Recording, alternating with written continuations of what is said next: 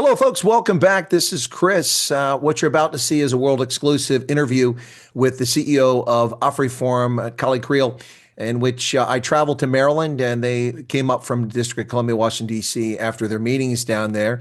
We had a conversation about why they were in the United States, what they're up to, what they hope to achieve, and some thoughts about the concerns and issues about the Afrikaner community, specifically in South Africa, but about all South Africans in general. So what follows is my conversation earlier. I apologize for the background noise. This was at a Starbucks location and a little bit of background noise, so my apologies for that. But what follows is my conversation with Kallie Kriel. Feel free to leave a comment behind and feel free also to become a subscriber and like the video if you don't mind. Thank you very much. Hey folks, welcome back. This is Chris here in Maryland, where I'm meeting with some folks from Solidarity movements, including the CEO of AfriForum, Kallie. How are you doing here today? Yeah, well, Chris, and it's great speaking to you personally here in the US. We've spoken in South Africa. We spoke via Zoom, but it's nice speaking to you here. That's a little different. There are no walls outside. There's no razor wire, no crew serve weapons. I actually left my laptop sitting outside unattended for 5 minutes. It's still here. Anyway, But seriously. So, Kallie, you've come over to the States to achieve something. What was the goal? What were you hoping to achieve here? Well, in the first place, we are here to make sure that we fight for a future for Afrikaners. But also in terms of the country. We've gone the wrong route in terms of the country in many respects. And that of course also negatively affects Afrikaners. Within the ANC's ideology, they work with the whole concept of balance of forces. And when they think the balance of forces is in their favor, they just continue to do what they want. They've signed the Dollar Act, they've signed the Expropriation Act, and we are here in the US to make sure that we try and move the balance of forces because somebody like President Trump pressurizing him or them would also be in our interest. Well, as you said, you're here in the interest of Afrikaners from South Africa. So a lot of people are talking about AfriForum and Solidarity, saying that they are claiming they speak for all Afrikaners. Is that in fact who you're talking about speaking for, or is it a constituency? No, we speak firstly on behalf of our members, but we work for the interest of Afrikaners, but we will never say that we can speak on behalf of every Afrikaner. I think the nice thing about Afrikaners that they can think for themselves. They don't need me to think on their behalf. So we respect that there are different views amongst Afrikaners, but I think the important issue is this. If people differ, identify those core issues that you agree upon and then focus on them. With regard specifically, let's look at neighborhood watches we have. People that have different views, but have one view to say they want their neighborhood to be safe, can then cooperate. And that is what we believe in terms of Afrikaners. People that might want to move here, they're not our enemies. We keep contact with Afrikaners across the globe.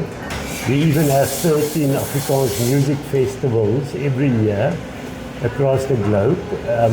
But our main focus is to build a future for Afrikaners at the southern tip of Africa. All right, so Kallie, basically what I understand there you're saying is that you're trying to build the environment so that Afrikaners can live and prosper in southern Africa, and your intent is not to ignore other Afrikaners. In fact, as you mentioned, AfriForum has people who are overseas who support your organization. Is that a fair statement? Yes, most definitely. I think Afrikaners are clever people. They can think for themselves. So AfriForum always says we want to focus on the future. We respect the fact that Afrikaners have on many issues different views, but we focus on what is the issues that there is agreement upon. The agreement is we want our culture to continue to exist. We want a future for our children. We also respect the fact that there are people that would want to make use of the refugee proposals offer, but the fact is the majority of Afrikaners won't make use of that. So the people that come here, we would want to keep contact with them as we have with Afrikaners elsewhere abroad. But we also would want to play our role to create circumstances that makes it possible for Afrikaners also to survive on the southern tip of Africa. Well, that brings me back to this point here. There is an Afrikaner diaspora. There's also a South African diaspora. A lot of South Africans have moved to New Zealand, Canada, UK, US, all over the world. And that includes Afrikaners. And we've seen this from the 1990s until today with large populations in Australia, some in New Zealand, Canada, UK especially, a lot of Afrikaners. And that I would call the Afrikaner diaspora. But you're in contact with people who are part of that diaspora. And even if some people leave the US and leave South Africa to take the refugee offer to come to the US, you would hope to stay them as part of the Afrikaner community? Yes, we would definitely want them to stay part. The reality, however, is that what we've seen, people that go abroad, of course, they remain Afrikaners, and they teach their children to speak Afrikaans. But then within a generation or two, they go to an English school, they get married to somebody within the country they are, and in the end they stop being Afrikaners. And that we've seen after the Anglo-Boer War. There were a number of Afrikaners that moved to Argentina. And some went to Kenya. Yes, and but the last people that could speak Afrikaans in Argentina are now, I think maybe they've died already. So our view is to say people can make their own choice. Immigration will provide certain opportunities to individuals. But for it's not immigration. Let me clear from our audience. We're not talking immigration. Coming to the U.S. The U.S. It's a refugee program, very different situation. You in effect immigrate here, but you're not an immigrant. You're a refugee, which is very special status. People need to understand that. It's you don't have to hire a lawyer. You don't have to go through all this stuff. It's a lifeline offered to people around the world. There's 7.6 million registered refugees in Africa today who want to come here. But this program is potentially putting Afrikaners at the front of the queue. Just from our audience to understand that. But I think the net result in the end would be the same if you're an immigrant or if you're a refugee.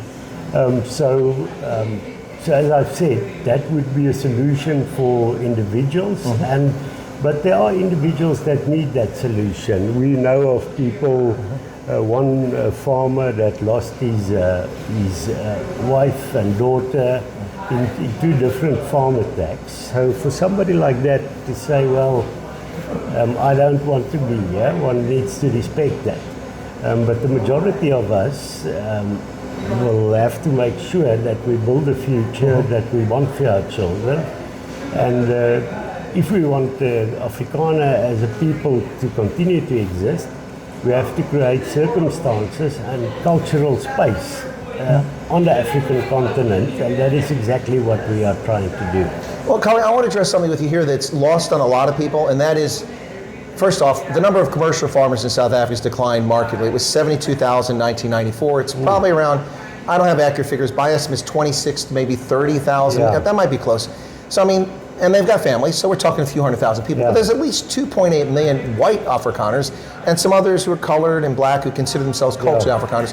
So we're talking maybe a community over 3 million. Most Afrikaners aren't farmers, so we're not talking about farmers here. It's all Afrikaners, right?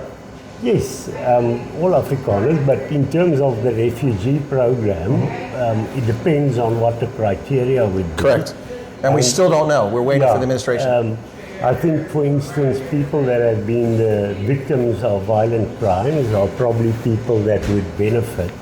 But I think it's important that the criteria becomes known as soon as possible. Agreed. Because we don't want people to be disappointed having or to be in limbo for a long time. So we of course would also cooperate in terms of getting that detail for people that want to consider that.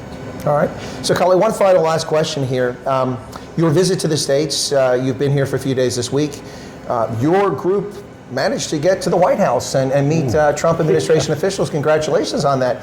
That's not something everybody gets to accomplish, so that's an accomplishment in and of itself. But as you leave here, when you're leaving the country and headed back to South Africa, is there a message you can give to South Africans about the trip? Do you feel it was a success? Do you feel you accomplished your goals here, or is there still something hanging out there?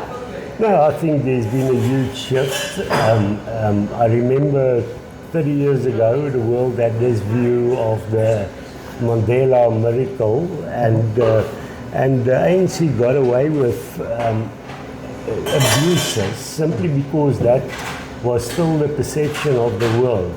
The ANC has managed to destroy that themselves by siding with Hamas, Iran, by racializing the country further in terms of legislation, by allowing somebody like Julius Malema to say kill the Boer, and the President Ramaphosa is not only silent, he denies that there are things like farm murders. So all these things has been followed by the US, and our experience of what we've heard here is that there's a lot of anger. That anger can also be used to the benefit of Afrikaners, and it gives me hope. Our message found fertile ground here in the US, and I think there's a lot of opportunities, and we're going to make use of that. All right, Kallie, thanks a lot. Appreciate it. So it sounds like you feel the trip was a success. I realize that as a Neanderthal and someone that's often viewed as a dog by certain segments of society who are DNA-wise superior to me, despite the brutal slayings I saw in the Congo this week, that it's a little hard for me to understand, but I think I got your point that it was a success. It's no, we lived through that, but of course that we also used to that. You're not the only unpopular person in a sense. No, I meant all the people who are pigmentationally challenged. No, I follow. Kallie, it's a pleasure as always. Kallie Kriel, the CEO of AfriForum. Thank you. Best of luck, safe journey home. Ja, bye.